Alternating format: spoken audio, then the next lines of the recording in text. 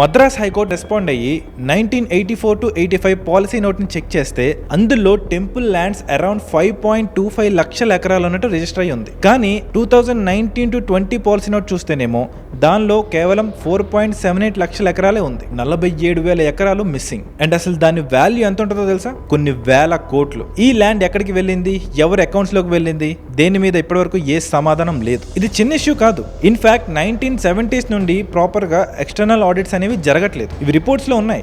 దాని మీనింగ్ ఏంటంటే మనకి ఎగ్జాక్ట్ గా మన టెంపుల్స్ కి సంబంధించిన అసెట్స్ ఎన్ని ఉన్నాయి తెలియదు, జ్యువెలరీ ఎంత ఉంది తెలియదు, డిపాజిట్స్ అలాగే వాల్యుయేషన్ లో ట్రాన్స్పరెన్సీ లేదు. సో ఇలా తేరగా ఎంత ఆస్తి దోచుకోవడానికి రెడీగా ఉంటే గవర్నమెంట్ లో ఉండే వాళ్ళు కూడా దీన్ని ఎందుకు వదులుకుంటారు? ఇన్ని ఆస్తులున్నా మన గుళ్ళకి వచ్చే ఆదాయం సంవత్సరానికి ఎంత రిపోర్ట్ చేస్తున్నారో తెలుసా? దాదాపు 80 కోట్లు మాత్రమే. మన టెంపుల్ అడ్మినిస్ట్రేషన్కి అయ్యే ఖర్చు అలాగే ఆడిట్ ఫీజు అని చెప్పి గుళ్ళ నుండి ఎంత తీసుకుంటున్నారో తెలుసా? టోటల్ గా 120 కోట్లు. అంటే ఇక్కడ మన టెంపుల్స్ అనేవి 40 కోట్లు లాస్ లో నడుస్తున్నట్టు చూపిస్తున్నారు. లక్షల ఎకరాల భూములు, భక్తులు ఉన్న మన టెంపుల్స్ అసలు లాస్ లో ఎందుకు నడుస్తున్నాయి? ఈ క్వశ్చన్ కి ఆన్సర్ వెతుకుతున్న టైంలో ఇంకొక దుర్మార్గమైన కేసు బయటపడింది.